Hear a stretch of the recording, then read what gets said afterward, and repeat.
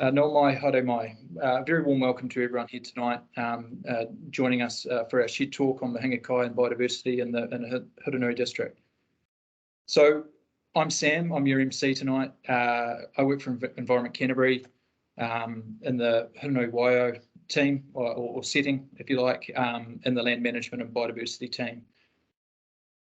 We're out in the community all the time, on farm, looking for opportunities, and we're working with Runanga farmers, landowners, industry groups, farm advisors, community, and basically everyone in between.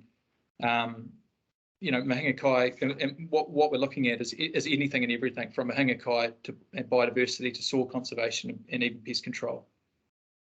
So just moving right along, I'd like to firstly thank everyone for joining us here tonight, our farmers, our industry groups. A special thank you to the Hurunui District Landcare Group and for their support tonight, and Fonterra. But I will not leave out the Hurunui Biodiversity Trust, our farmers for being here, and industry partners and staff for helping bring this together. Okay, so before I introduce our first speaker, I'd really like to introduce some words and some concepts that struck me to the core, really hit home and aligned with me, and for those of our farmers that we're working with, is, you know, their philosophies or concepts, and basically from kaitiakitanga, which is the guardianship, the stewardship, and the management to that of the land and the environmental and the natural environment. Ki utu ki tai, from the mountains to the sea. It's a whole system approach. So I'm going to pass now to for a mate of mine and a colleague for his thoughts, his intrinsic knowledge, and I'll now pass to Makarini. Kia ora koutou, mihi kia koe Sam. Bear with me as I look to share my screen, and all going well, we will be there.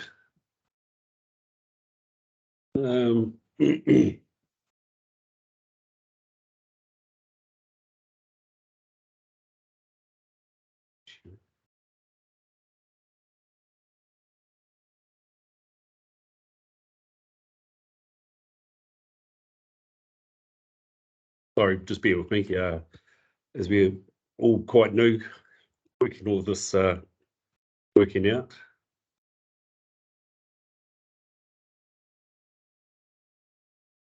I'll just double check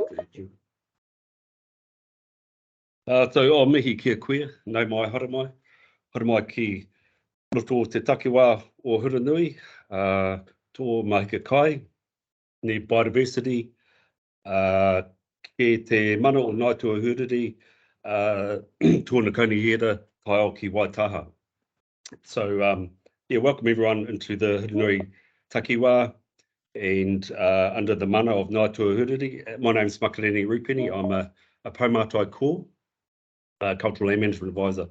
So just in my presentation tonight, just going to take you on a journey from the past through to the present, into the future.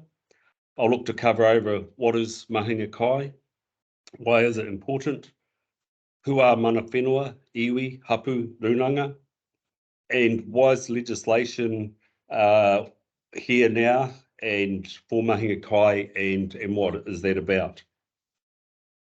So I'm just going to start off with the pepeha, which is what we do, ko maukatere te mauka, ko rakahuri, ko waimakariri ngā aua, ko huriro, kura haupo, takitumu, makawhu ngā waka, ko ngā tahu ka te mamoi, Waitaha ngā iwi, ko ngā tuahuriri, te tupuna hapu, nō reira tēnā koutou, tēnā tātou katoa. So just as I started, for us as mana whenua and Māori, we start with a pepeha to so that people know who we are, where we're from, and how we connect and relate to the land, the whenua, the taiao. So for me, I took te maukatere, I could talk in a lot of other areas. I talked to the Rakahuri and the Waimakariri being two of the main braided awa rivers that I work within, and our whānau Gavers Kai. I spoke to our navigation of arrival over 1,000 years of being here in Te Waipounamu, the South Island, as well as parts of the North Island in our migration. I spoke to my iwi, the 3 iwi here in the South Island, Waitaha, Kātea Māmoe and Ngaitahu. I spoke to my tupuna, Ngāitua Hururi, who is the tupuna that I'm descending from at this time. But with having 1,000 years of genealogy whakapapa here in the South Island, I could utilise on a few others. I also just want to talk to us as in the Māori realm of our creation.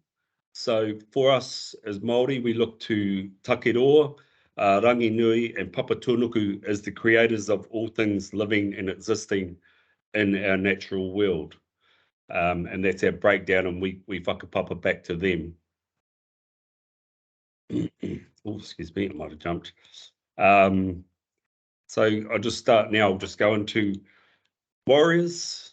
Well, our people were warriors, but we were a lot more than warriors. We did come from a mighty race, but we were also great family men, great fishermen, gardeners, farmers, and we were business people. And we really connected with our whenua and our environment.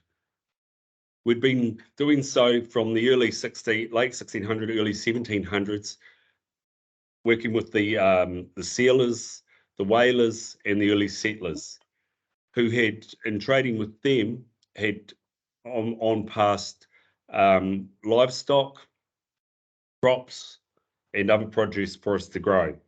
And we were succeeding and exceeding very well at doing this, so well that we were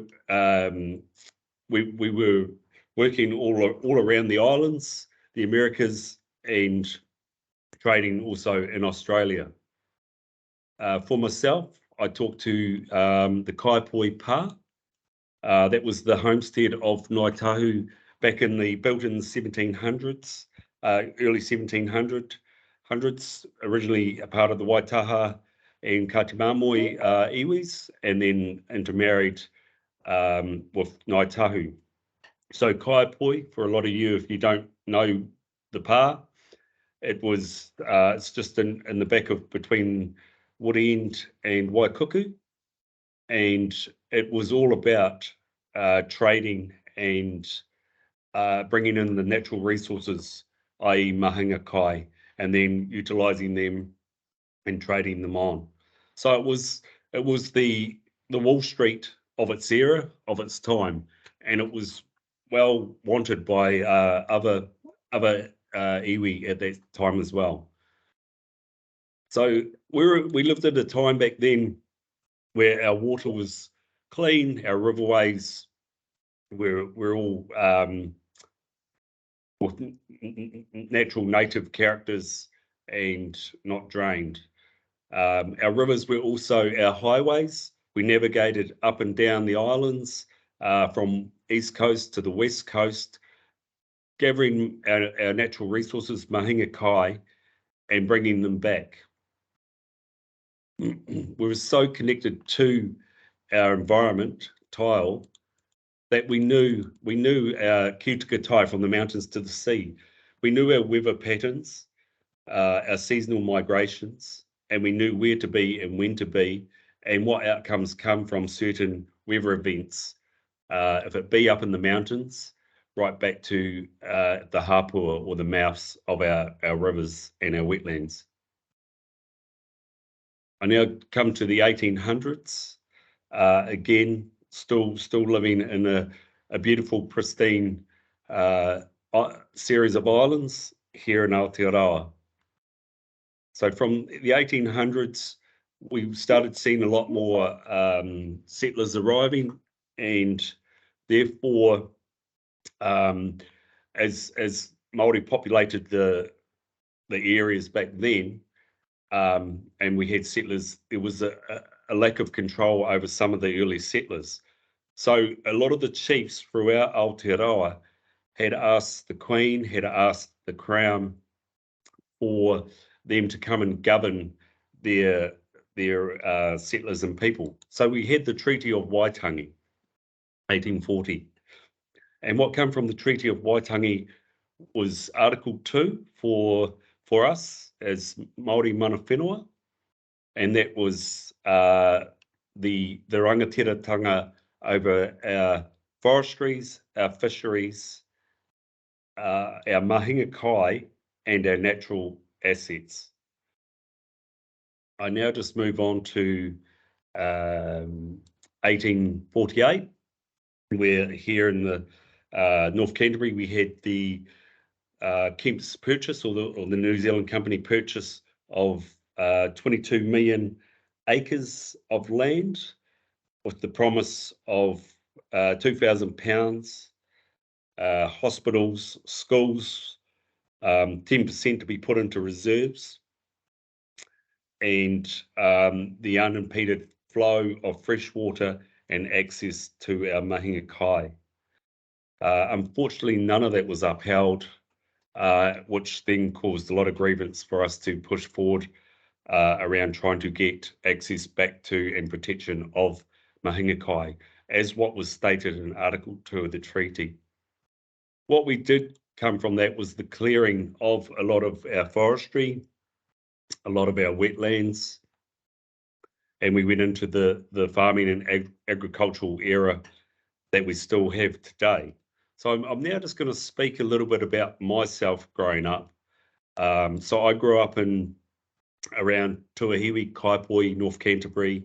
I spent a lot of time with my elders, the old people, and I learnt a lot of our old ways and their way of thinking and how they remembered our world. And still to this day, I live in the same culture and tikanga that they taught me, living and practicing mahinga kai, and I pass that on to my tamariki, because from understanding what mahinga kai is, it's a relationship, it's a connection to our natural world, our natural resources, and it's about kaitiakitanga. It's about protecting them. It's about having the knowledge, the mātauranga. And by having that, by teaching that to my children, they learn about the mana, of upholding the mana of the whenua, the rivers, the tile, the oceans, and everything that lives within. They learn about manaakitanga, the gifting, looking after thy neighbour, looking after guests, and the mana that comes with that. And the understanding of being a kaitiaki and how to look after our different species. And for myself, I follow the seasons. I work full-time. I've studied full-time as well as part-time, and I've fitted in our natural cultures around gathering mahinga kai and living the mahinga kai way. So through some of the pictures you've seen, the seasonal species around shark, flounder, inaka, eels, titi mutton birds, and a lot of other species, what I started noticing 30 years ago, if not longer actually, I can say, a lot more than that, was the decline of our species and also the impacts of land use and the changes that were coming. I've seen polluted waterways where our tonga species were dying, our rivers were drying up, and loss of habitat. I was seeing the impacts of high nutrients and sediment runoffs, and this year has been one of the worst I've seen for climate change, with climate change and some of the big weather events we've had, especially around our awa and our hapua. I've seen the loss of our shellfish beds through a metre of sediment buildup, now trapping them and suffocating them. I've seen the loss of our fishing, intergenerational fishing areas through erosion, and I've seen one of our main braided rivers stay in constant flood for over 6 months through the massive impact from the weather event. So hence Environment Canterbury, the relationship with Ngāi Tahu through Tuia, brought on the role of myself as a Pou Mātai Kō, a cultural land management advisor. So my role is to go out and work with industry groups, community groups, landowners, and explain to them what Mahinga Kai is, what those values are, how important they are, and how they connect to our ecosystems, our natural world, our environment. So in doing that, some of the roles we do is we have noho marae, where we bring different industry groups, crown groups, farmers onto the marae, and we give them an understanding of who we are as mana whenua, as iwi, as hapu, as runanga. We go out and we hold Mahinga Kai shed talks. We talk to the land users, different groups, and help show them what can be done. We work on projects around different rivers in the different catchments, from Kaikoura right down to Temuka and just before Dunedin, Timaru and Waiho. We do restoration work around streams, replanting of wetlands, because we've lost over 90% of our wetlands. And we look to do whatever we can to enhance the mauri, the wairua of the whenua, but also to protect our streams, our creeks, our drains, our rivers, our wetlands, our spring heads, so that for the future, we can have an abundance of our tonga species, and that our children can grow up and have that relationship that we all should have with the tile, with the land, with the water. And just a final slide with my presentation before I move into the next stage. A whakatauki, mō tātou a mō ka uri a muri aki nei. So it's not just for us, it's for our children and their children after us. So my role is there to try and help anyone that needs it as a Pou Mātai Kō, and come out and work with you guys. So I'm now just going to click out of this sharing and look to go into the next slide. So just bear with me.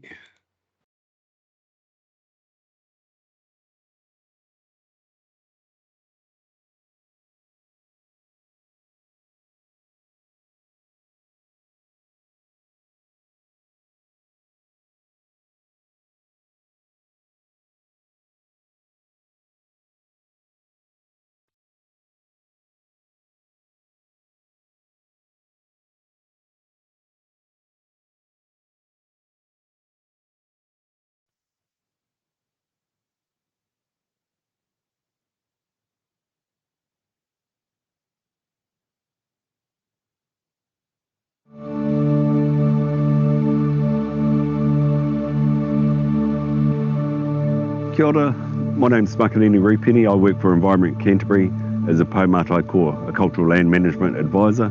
So I work with industry groups, landowners, community groups, and go out on land and farm and advise around best management practices, good farming practices, and around legislation and Mahinga Kai.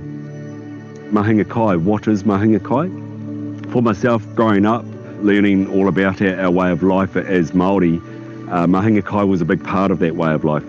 The gathering of our natural resources, the processing, the working, the using it, but also what comes with that is the mana of exchanging or gifting that away. So Mahinga Kai is a way of living, it's a way of understanding the natural world, the environmental world, and how everything connects together. Ko Nigel Aho. So my name's Nigel Harris. I'm the chairman of this Ahu Whenua Fenton fishing entitlement, which was allocated way back in the late 1860s by Judge Fenton, which was a response to the lack of Mahinga Kai reserves and things that were happening at the time. So this is a block within a series of Fentonman entitlements which cover the whole of North Canterbury, one in Ōtautahi Christchurch, as one as well down in Temuka on the mouth of the Ōpahi River. And so essentially what they were for was to give us access to our Mahinga Kai, as well as the right to occupy and unimpeded flow of fresh water and riparian rights as well. And so they're really important to us. Unfortunately, over successive generations and decades, through different legislative processes of local and regional government, such as the Drainage Act, etc., blocks of land like this, which were generally previously really productive in Mahinga Kai, have been slowly squeezed, drained off, and have just changed their environment and their ecology to the extent where they no longer function for the original intent. What would have been here is a whole array of not only fish life but bird life. There would have been a whole series of wetland interconnections all the way from Waipara all the way to the Ashley River, Saltwater Creek, all along this back dune area. And so it would have been filled with bird species, manu. There probably would have been pātiki, flounder, inanga, whitebait, tuna, eels, and quite a few other Mahinga Kai species. And so what became of this? What was it being used for? It wasn't being used for anything other than ranging some cattle, and it was only until the late 1960s, the early 70s, where it was decided by some of the owners and the late original Ngāi Tahu claimant Rakihi Atau, who was the chair then, to put part of it into forestry to generate income, and then part of it was also used for grazing to keep the grass down. It was a bit of a fire risk. So it's around 23 point something hectares, so it's quite an extensive bit of land. And so what is your plan now with the land, or what have you already started, and what's the vision?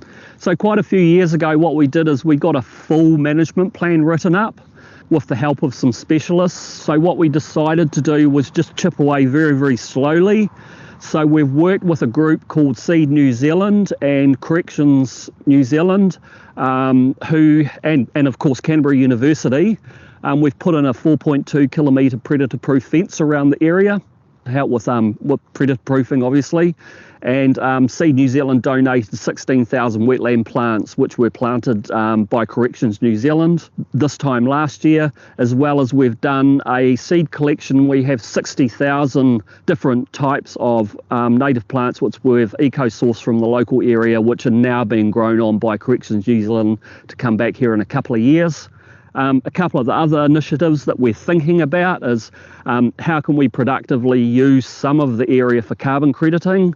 We'd like to look at maybe some passive aquaculture, as well as community garden and an education centre for the whole community.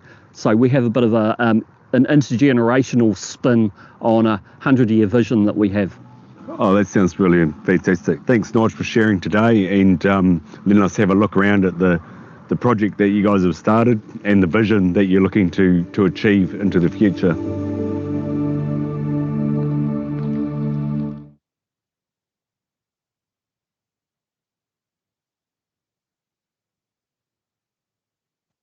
Kia ora everyone, thanks for letting me have that time to present to you guys, and hopefully that was helpful, and I'll be here till the end to answer any questions. Thanks. Kia ora.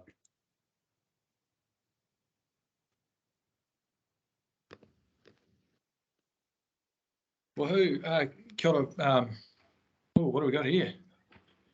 Maybe if you stop sharing.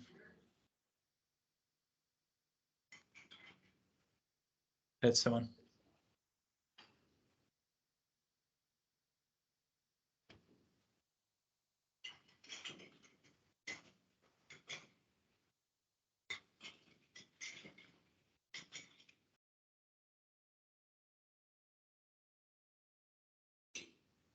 Cool. Okay. Kia ora, folks. Thanks, ka pai, Makarini and Nige. Thank you very much. I've got a couple of questions here around. Well,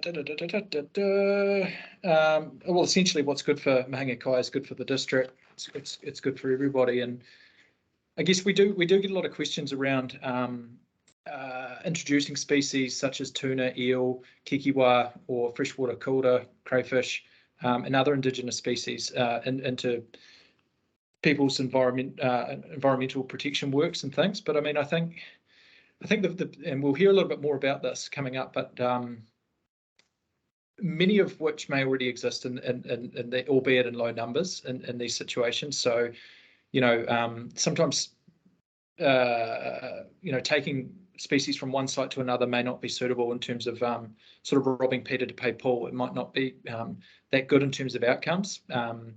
However, just a couple of quick things going forward from Maka's that I was thinking about that others might be in terms of, well, what could we do to have a bit of a suss out of what's on the farm or what's on the property.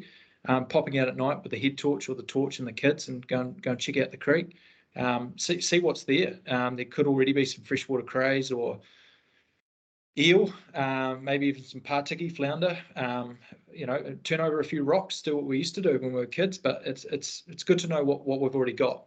How does the farm or how does the whenua react after good rain? It's a good opportunity to identify where the water goes and perhaps what risks occur in terms of infrastructure runoff, erosion, streams, and so on.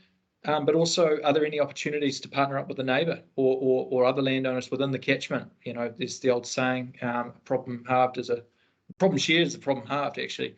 So same could be said about an opportunity. There's some there are some efficiencies and economical gains to be made doing jobs at scale. Contact us if you'd like any further advice and potentially if there's any funding available.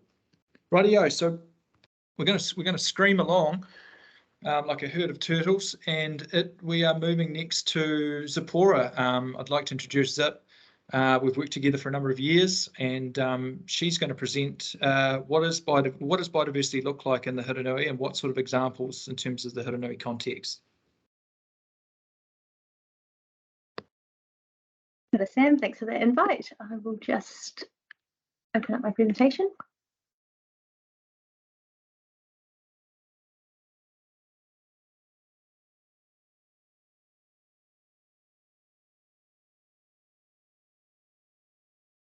Tēnā koutou, tēnā koutou, tēnā koutou katoa. I'm Zipporah Ploeg, a Biodiversity Officer at Environment Canterbury, or as a lot of people know me, Zip. And as Sam said, I'm here to talk a little bit about the Hurunui biodiversity. So briefly cover what is biodiversity. It's a word we throw around a lot. What are some examples of biodiversity in the Hurunui, and then what do we do about that? So biodiversity, it's just short for biological diversity, which is the diversity of all biological life. And that can be genetic diversity, so the genetic diversity within a species. For example, kānuka in the Culverden Basin might be genetically different from kānuka in the North Island or even on the West Coast. So keeping that genetic diversity alive. And obviously, as we often think about biodiversity, the diversity of different species and also the diversity of different ecosystem types. In this context, we're generally talking about native biodiversity when we say biodiversity, and also been throwing around ecosystems. So ecosystems is the plants, animals, bacteria, and fungi that make up a community. So their interactions with each other and their interactions with their physical environment. And the Hurunui has a lot of really diverse physical environments, starting up in the mountains, in the alpine areas, with these beautiful inland basins, limestone hills. We've also got some coastal areas, and that really diverse physical environment and diversity of climates has driven really different ecosystems, some really special plants, animals and communities that are really unique to the Hurunui. So we're going to run through a few of them. It's definitely not all of them. As I said, there are just so many. It's one of the things that makes the Hurunui so special. But we do have some really amazing braided rivers. So obviously the Waiau Uwha, the Hurunui itself, and the Waipara. And they are not only dynamic systems that change the landscape, they also support some really special bird species, some of which are only found on the east coast of New Zealand. And some of the best populations we have are in the Hurunui. For example, the black-fronted tern that you see there yelling. We also have some wonderful drylands and grey scrub communities. Some of these can be really austere. They often aren't the really bright green and sort of lush when we think of native biodiversity, but they hold some really interesting lizard species, some of the best orchid species I've seen, native orchids. So what they maybe lack in tall, diverse tree species, they really make up for in really interesting smaller plants, herbs, and mycorrhizal communities. And we have a lot of different wetland types. So we have some really big, what we call swamp wetlands with the classic flax, harakeke, and carrick septa, but we also have some low nutrient wetlands, which or bogs, which are quaking and often quite short stature, but have some really unique adapted plants, such as carnivorous plants. And not only do we have drylands, but we've also got some really wet areas which support really diverse tall species, and some of our remnant bush gullies with podocarps such as matai and totara, and of course some waterways which hold their own ecosystems. And one of my personal favourites is some of the limestone remnants that we have in the Hurunui. They are quite unique, and you end up with plant communities on top of them that are really unusual. So often coastal plants can be very inland because of the unique characteristics of limestone. So one of the things that I get asked about a lot is, you know, we have all this amazing biodiversity in the Hurunui, but not everyone has a huge wetland or a limestone scarp. So what does biodiversity look like for me? And once you know about it, what can I do about it? So I think the easiest thing is to come up with a plan, and always remember that there's a huge amount of help and support available. Of course, there's the officers like myself and Sam and Makarini, who's been speaking, more than willing to come out and have a chat. But there are also, we've got the Biodiversity, Hurunui Biodiversity Trust, which are providing some great resources and community events. The Landcare Trust, the New Zealand Landcare Trust, which is separate from the Hurunui Landcare Group, and organisations like QE2, and there's a plethora of private consultants as well. So there is a lot of help out there if you're feeling overwhelmed. It's also really helpful to have a look at what are we trying to achieve? What are the outcomes that we're seeking? What's our current state? What values do we have? What is the environment that we're working with? What are some of the threats or barriers to those values? And then what do we do? And how much resource do we have to do anything about it? So like I said, there is a huge amount of help out there.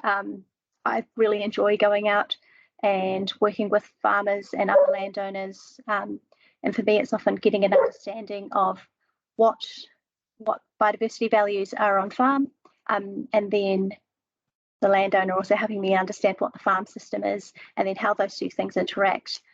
And I find there's a couple of really broad questions that I ask when I'm on farm or with a landowner or a community group. to help get a better understanding of what's possible.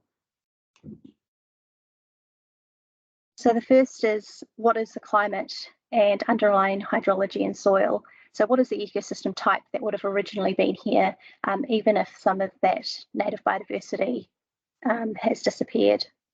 And farmers often have a really good understanding of this because it obviously really impacts the farming system. So that boggy paddock that is really, really wet in winter but remains green over summer may have deep soils and, wetland soils, where more recent soils and gravelly soils that are very dry and hard over winter but immediately dry out over summer and brown off in dryland.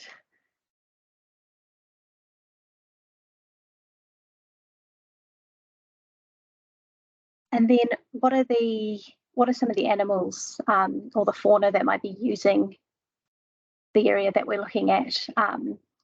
And so there might be some Mullienbecher along a fence line, which we know supports the native copper butterfly, as well as a lot of other native insects. There might be a pile of rocks in an uncultivated and unirrigated paddock that provide really good lizard habitat. Or there might be freshwater mussels or coda, as we said, in the stream. So understanding what is there already.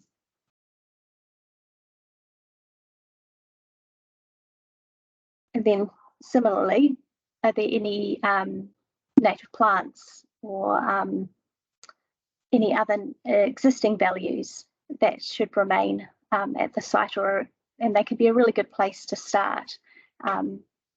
Any pre-existing native biodiversity indicates where and what sort of species to begin with, and it can be a lot more cost effective starting with what you have and trying to address any things that might be stressing that rather than starting from scratch.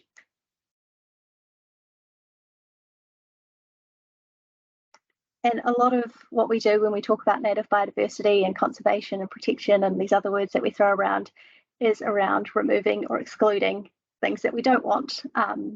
So for example, if you have a wetland that has some native tussocks or some flaxes, but it's starting to get willows coming in and shading them out, sensitively controlling the willows might be what's needed to protect that wetland. Or you might have some beautiful big old podocarps or native trees, but if there are feral animals like deer and pigs, or there's like heavy grazing underneath, there may be no seedlings coming through. And so once those big old trees die, that whole ecosystem will stop functioning.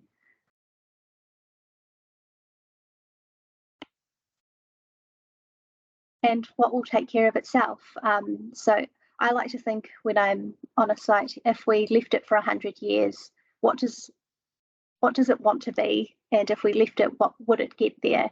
And so some of the times it might be those willow trees that'll shade it out, so they need to be dealt with, but the native vegetation that's already there will then be able to take off. There might be tall fescue, which is or other grasses that are forming a really dense mat, and so any native seeds that do hit the ground aren't able to get through that thick mat and germinate. Or there may be no native seeds within the vicinity, and so having to introduce either seeds or doing some plantings to reintroduce those species might be necessary. Often if there is a really good seed source nearby and you can control the weeds, then things will naturally take care of themselves with enough time. And that's the other question, is what resources are available? And so often when we talk about resources, we're talking about money. So is there funding available? But also is there time? So sometimes if there isn't a lot of funding or resource available, but being able to plan things over a 5, 10, 20, 50 year time frame, and then start working towards some of those outcomes. And then the other resource is expertise. What knowledge and expertise do we need to have to be able to make a difference? like I said, there is a huge amount of support out there, and we'll send out some links with different ways you can access those. And finally, I find it really helpful to have a map or to visualise that plan. So this is a sketch map from the Wetland Restoration Handbook. So it can just be on a back of a bit of paper drawing out, this is where the pond is, this is where the weeds are, this is where I would like to do the planting, and I'm going to just leave that for when I have some money later on. I often print out aerial maps, and they're quite useful to draw on. So it doesn't have to be complicated, but being able to see this is the whole area. These are where the things that we want to protect are. These are the things that we want to take care of, and then staging that out. And I'm going to leave you with some lovely native orchids from the Hurunui, but please do pop any questions that you may have into the chat. We'll try and answer them either in person during this recording or as a follow-up in an email. Thank you very much.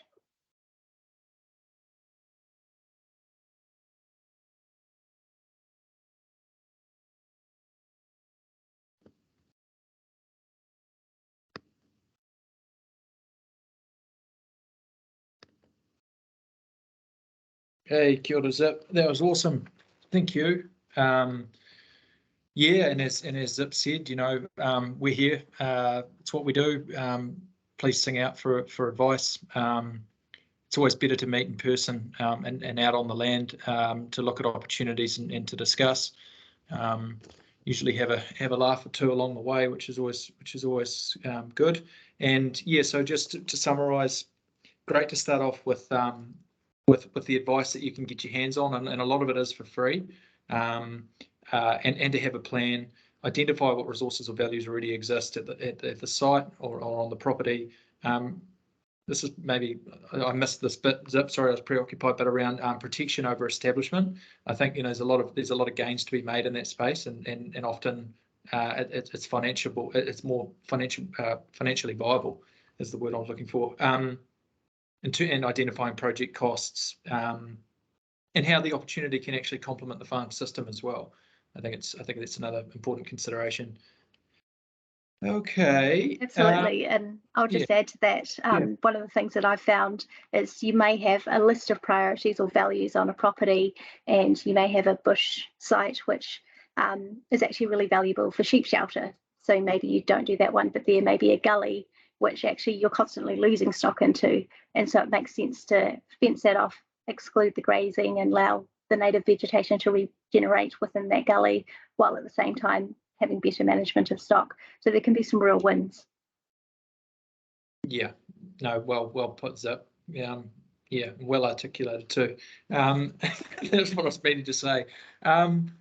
Cool. Rightio, guys. We're going to, I think we're going to jump now to our next speaker. I'd like to introduce John Faulkner to share with us some background and his vision for the farm. Kia ora, John. Kia ora, tēnā koutou katoa. I'm John Faulkner, and a lot of you will know me. And for those that don't, I'm dairy farming up here in Culverton. We've got a 162 hectare dairy farm and a support block of about 47 hectares on the banks of the Waiau Uwha on the south bank. And before I get into my little project and stuff like that, I'll give you a bit of a background on what led me to start the project and try and get it up and running. And for my previous sins, I spent about 10 years on the Hurunui Waiau Zone Committee and 5 as chair. And I spent a lot of time with Makarini and Zipporah. And as part of that work, it got me really excited about Mahinga Kai. And there was some of the concepts that were spoken about, they really resonated as a farmer. And kaiatikatanga, the guardianship. I'm a farmer and I want to keep farming for as long as I can. And I want my family to keep farming for as long as I can. So that lined up. Another concept there, whanangatanga, the concept of non-blood relatives. And I had a lot of Maori friends when I grew up, and that resonated with me as well. And manaakitanga as well. and that's looking after guests, the community. So all those values sort of married in with my philosophy. And I spent a lot of time listening to the Runanga reps talking about Mahinga Kai and the cultural values that underpin that importance. And I was brought up in Morrinsville, and we had 2 marae within 7 kilometres of my hometown, and I knew quite a bit about Maori history. I knew about the land wars. I knew about the Rukumoana marae, which was the first seat of the Maori Parliament, and I was quite proud of the history of the Waikato and the Maori, but I didn't really understand in any depth the importance of Mahinga Kai and what drove that importance. We had quite a few wetlands and drains on our property, and on a regular basis there'd be Maori coming through harvesting tuna, getting some puha, watercress, and it was just taken for granted. And that those waterways, they teemed with kai, and it was just something that I didn't think about. And it was only the conversations with Makarini, Nokaroa, Turakatni Nash, Raywin Solomon, Timarino Lenahan, that really got me thinking about what can I do to improve the relationship between a landowner and the mana whenua. And I was getting a little bit disillusioned with the zone committee process at that point in time, because there was a lot of conversations, a lot of agreement on what should be done, but when it came to the push came to shove and we had to do something, there was always one set of stakeholders having a point of view, then another set of stakeholders had another point of view, and things got stalled out. And I then decided, well, I've got the land, I can do something on my land that reflects the learnings that I've gained out of the zone committee process, and I don't have to get anybody on board. I can do it myself. And that step was quite a powerful lesson for me. So I sat down and I came up with a plan, and I've got a sort of a grand vision, and that is for the restoration of the Waiau Uwha from the Twin Bridges to the Waiau Township. And that brings into play being on the riparian margin of the Waiau, quite a number of thorny issues that have been tried to be dealt with in a regulatory space that have failed. And for one, the braided river issue, that didn't work. And I thought, okay, if I can start a restoration project that's right on the riparian margin, then that brings into play protection of my land, because I want the right to farm in the future, but I also accept the responsibility that if I want that right to farm, I have to make steps in the direction that society wants us to. So that's where I am there. And out of that, I started off, and I've got I was coming up with that idea at the same time as the Hurunui District Land Care Group were working on getting some funding for a number of projects that they were involved in. So I was very fortunate that the Land Care Group agreed to put in a proposal for my restoration project at the same time as their funding. And I received 50,000 from 1 Billion Trees Fund, and I've had to put in 25,000 of my own money as in-kind contribution. And I'll be honest to say that I have far exceeded that, and I will continue exceeding that as we move down. But one of the main drivers was the fact of Mahinga Kai, and talking to Makarini, and Makarini telling me about his po and how he used to live his life. And with my Maori friends that I had, kai was always important. And I felt that I can perhaps make a difference in integrating the past and present. So I'm trying to set up a contemporary Nohonga site, which is a traditional resting area camping site. And on the Waiau Uwha, it would have been one of the traditional Ngātahu pathways going through. So I've got a camping area set up there. We've got about 5,500 plants in the ground at the moment, another 1,000 going in this autumn.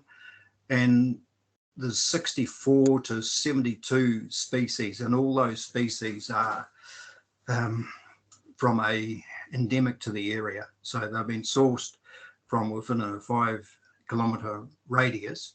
And Sue McGaw, my plant specialist that's organising everything for me, she undertook a study on rongo Maori plants, the traditional medicinal plants. So we've got a good selection of those plants in the planting site as well.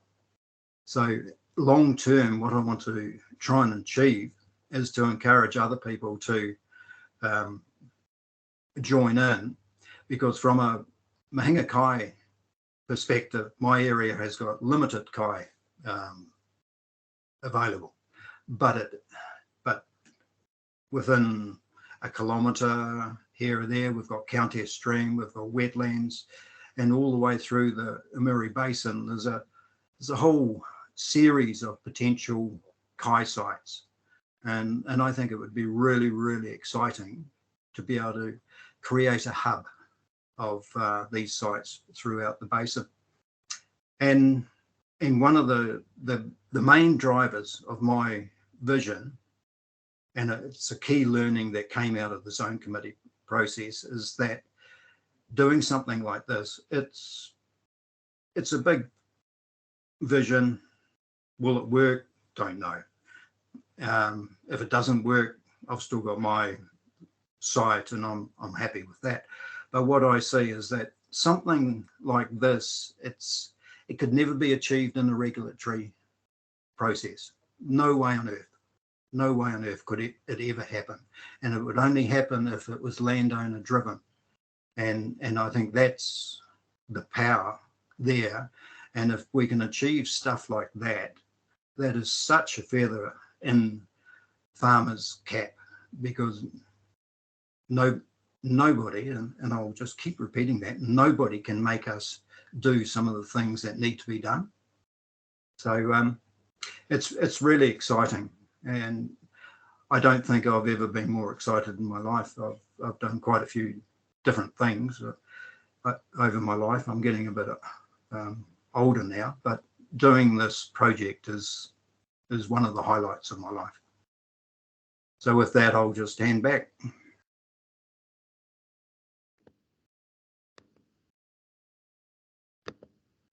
Ka pai.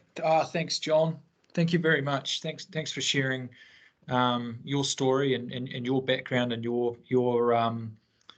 commitment and how you see you can be part of that change. So that's really cool. Thanks, John.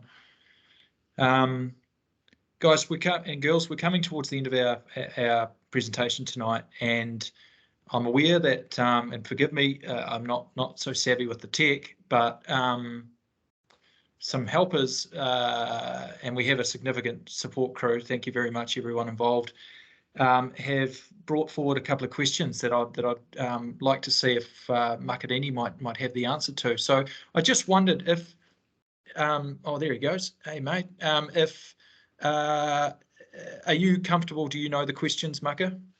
I have seen some of the questions, so yeah, I'm happy to quickly answer those. And just want to mihi to Zipporah and John for their kōrero and presentations tonight. Awesome work. So yeah, kia ora korua. And thanks to you, Sam and Anna and those in the background for making this work tonight.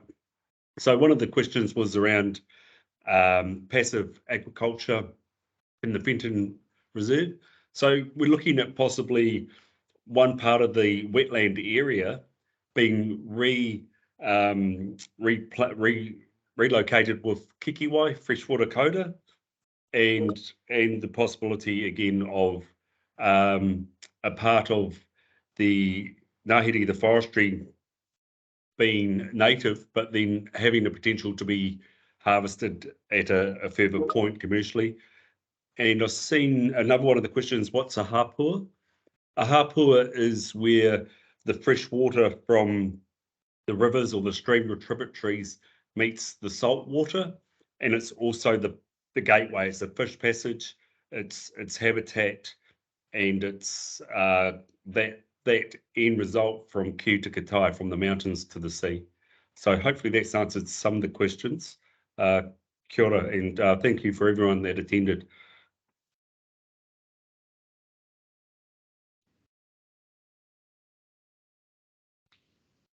Thanks, Maka. That's lovely. And I think we've got one from Scotty and I think Zip's got this. Thank you. Scotty, lovely to hear from you.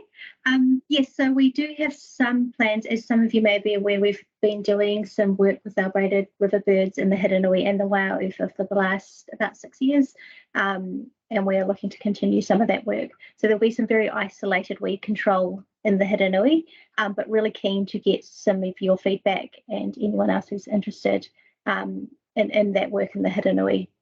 So yeah, let me know, Scotty.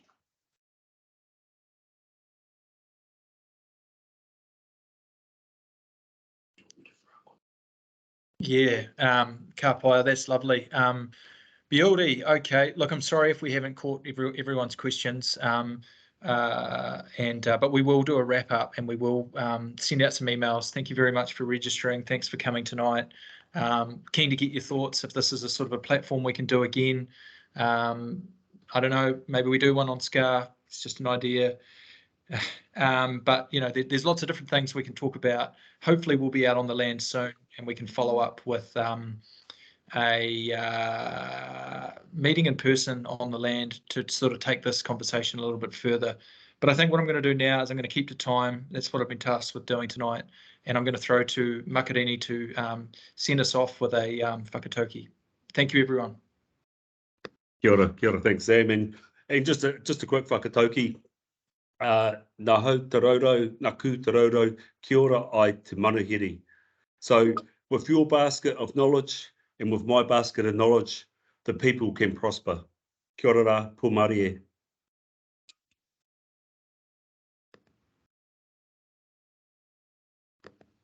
Thanks, Maka, and thank you everyone again. Great to see you in the virtual worlds.